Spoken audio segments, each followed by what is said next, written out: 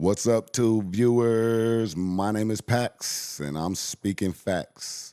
And today, I'm here to talk to you guys about a little bit of this and a little bit of that.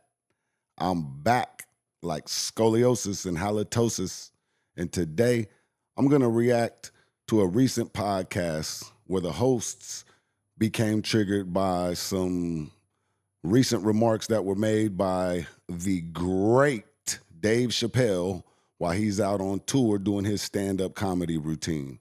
So we're going to go over here and check out the content and see what they had to say concerning Dave Chappelle's stand-up comedy routine.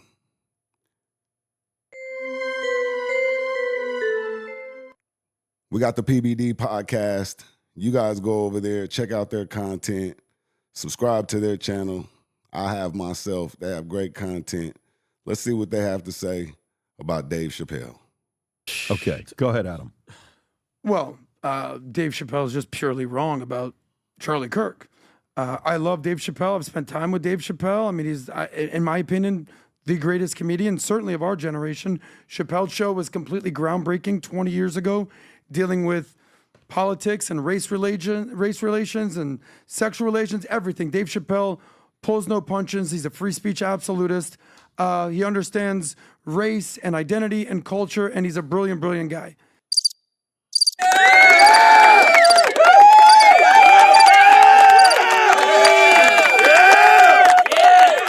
Absolutely, I agree wholeheartedly with those comments. Dave Chappelle is one of the GOATs, arguably.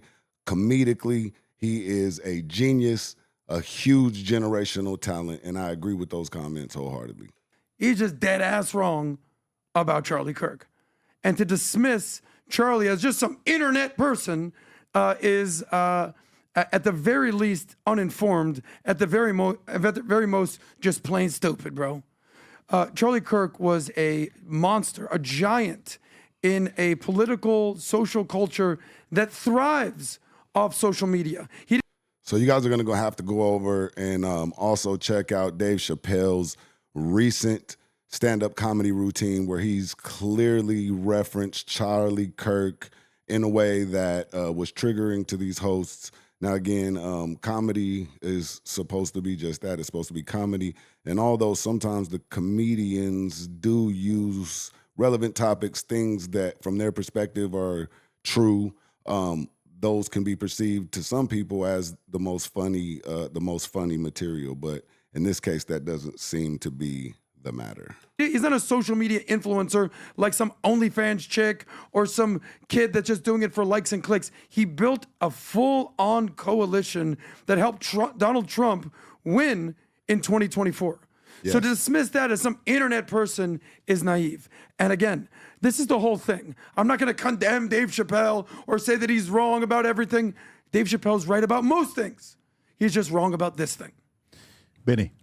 Yeah, just to... I don't know if you caught what he just did right there. I yeah. I definitely saw that. What did I do right there? Well, what did I do right there? Go ahead. No, go ahead, Benny. We saw what you did. Mm-hmm. Did you guys catch what he did? Because I'm not sure what they're talking about. Let me know in the comments if you guys know exactly what they're talking about.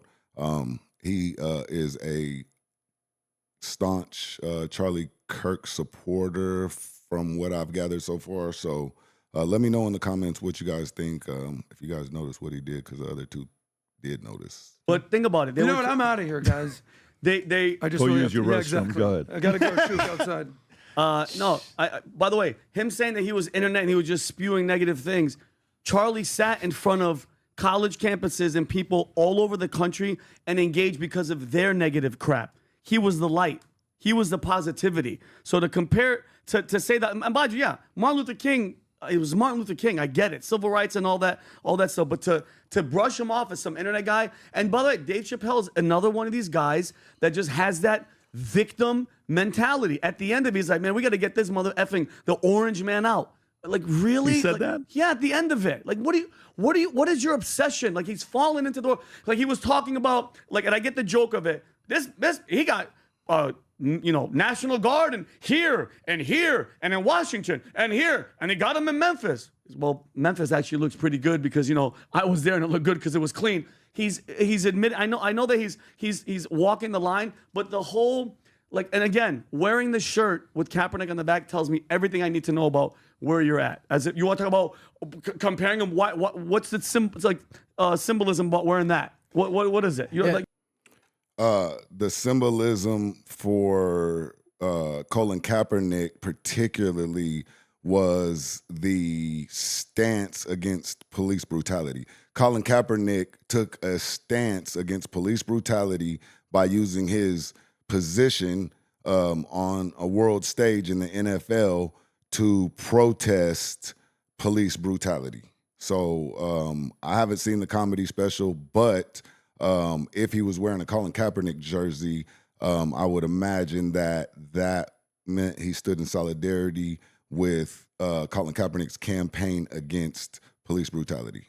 You know what I mean? Yeah, and I mean, not only is he wrong about Kirk, but he's wrong about Martin Luther King too. He's painting Martin Luther King as if he walked on water and was holier than thou. Martin Luther King, not only he had like a ton of extramarital affairs where he was cheating on his wife. He was alleged to have watched sexual assault take place. He was alleged to have done numerous plagiarism throughout his academic career. So like a lot of the stuff that he was saying and a lot of stuff that he had credit for like might have been BS, and he wasn't the person he like painted himself as, you know, like where Kirk was like super Christian, super good guy. And you don't think if MLK was alive today, he'd be using the hell out of social media? Of course he would be. So it's a He'd be a live streaming machine. yeah, Oh, are all you day, kidding every me? day. Playing video games and, you know, saying what he's saying. He'd Yeah, be a menace today. yeah, no, he would be. But by the way, in my opinion, I want to go to the next story.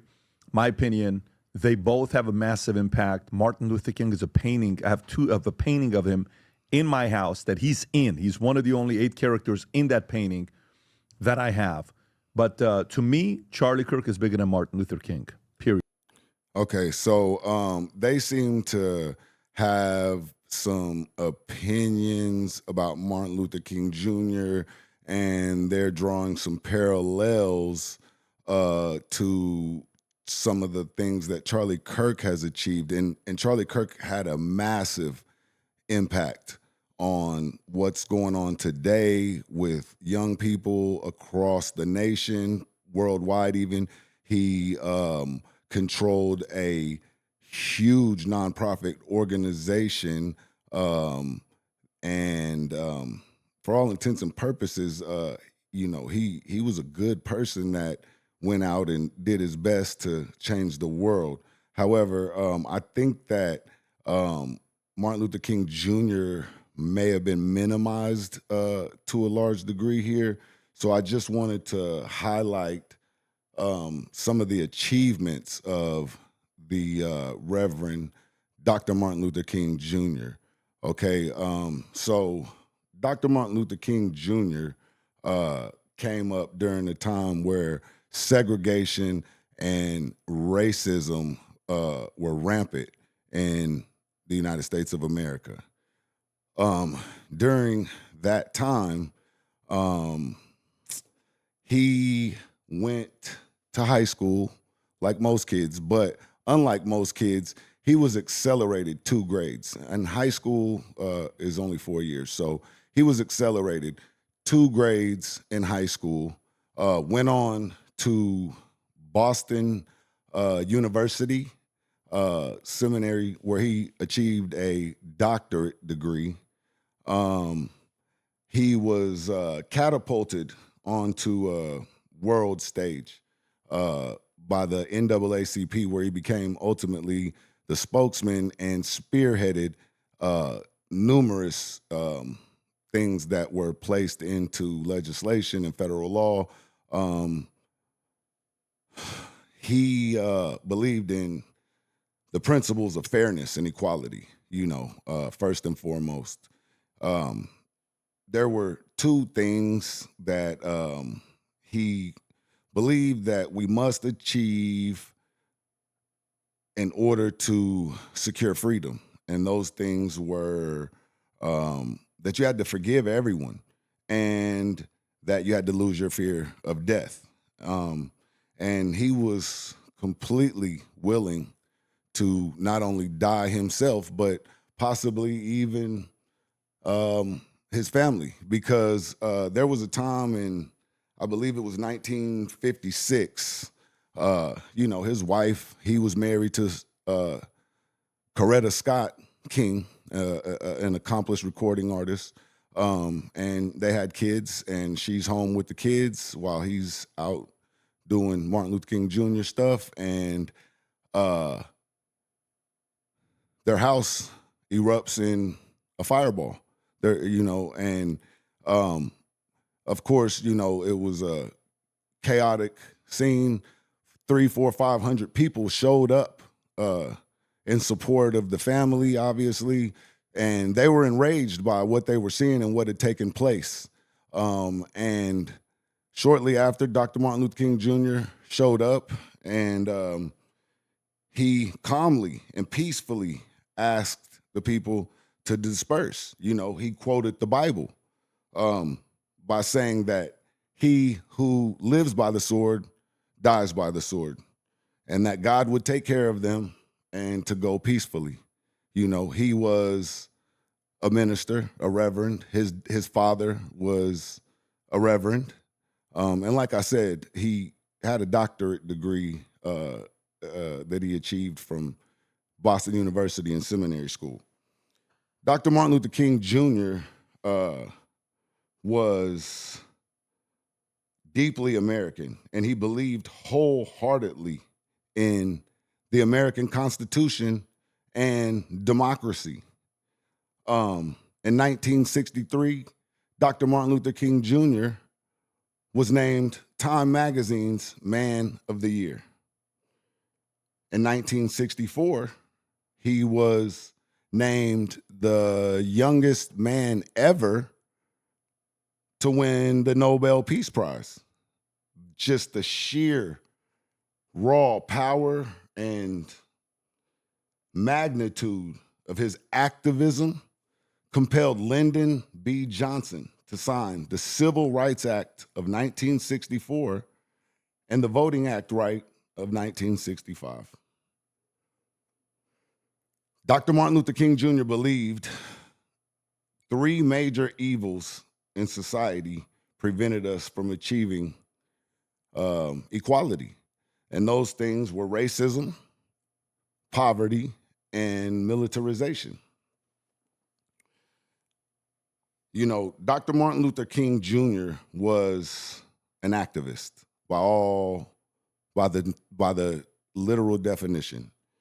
You know, he was inspired by Gandhi. He believed in nonviolence, and he took a nonviolent approach in his movement to forward America, to make America move forward in equality.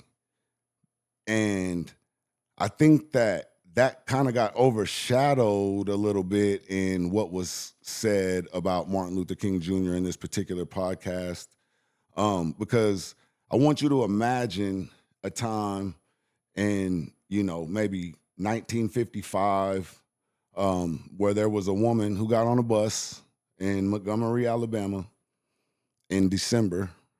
It was cold. She was working all day.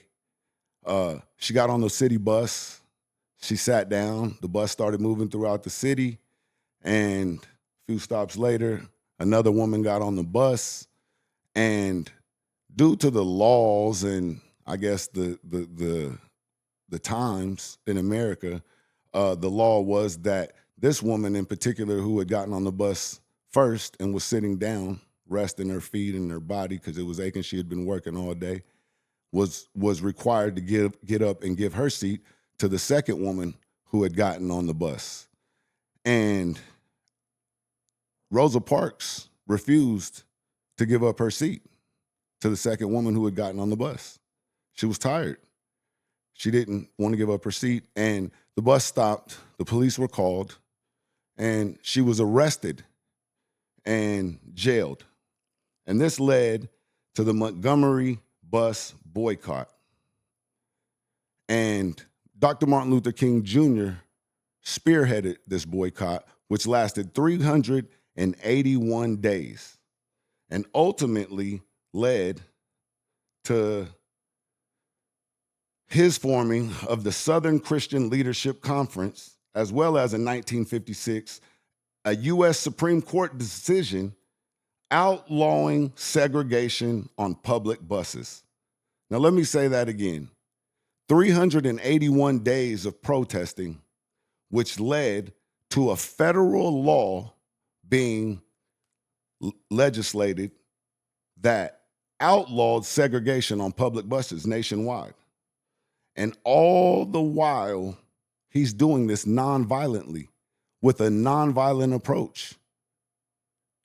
He is boycotting, he is demonstrating nationwide.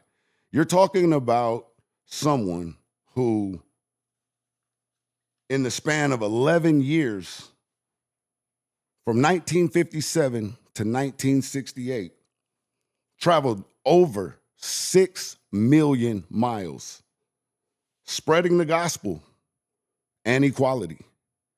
You're talking about a man who delivered, historically, over 2,500 public speeches, who has published dozens, plural, of articles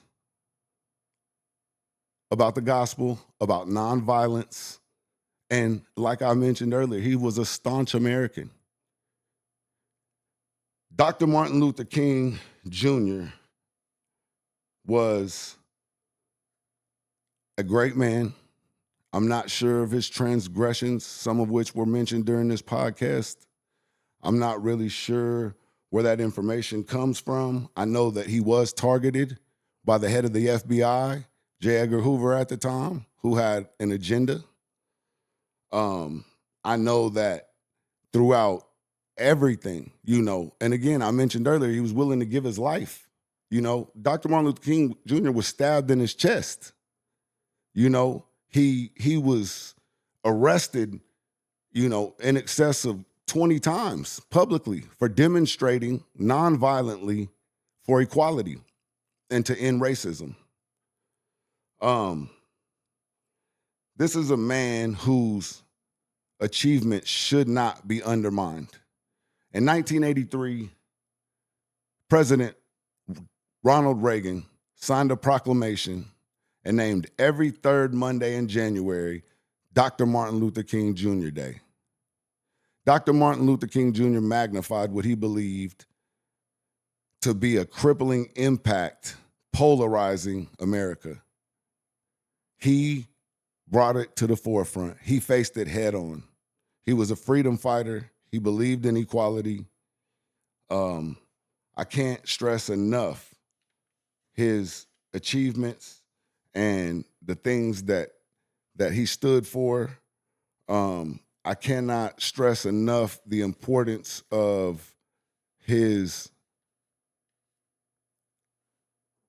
contributions to America, to mankind, to forwarding and progressing the values and principles that this country was founded on. And I don't think that those things should just be brushed past or simply categorized as, like I said before, transgressions and minimized. So again, I'm no historian. I'm not perfect. I don't really know much about Charlie Kirk other than what I've heard. I know that he made a huge impact and he's a great guy. And again, in the comment section, I know this is probably going to be a little bit provocative for some people. Talk to me in the comments, good, bad, or indifferently. Let me know what you guys think. And if there's someone out there that can maybe enlighten me a little bit on some of the things that Charlie Kirk has accomplished, then that would be great, because then I would become a little bit more knowledgeable about those things. Again, my name is Pax, and I'm just here to try to speak the facts. I'm not perfect. Again, I'm not here to choose sides. I'm just here to bring the content. You guys be nice to each other. Let's move forward in equality and freedom and love. Again, till the next time, you guys take care of each other out there. I'm out of here.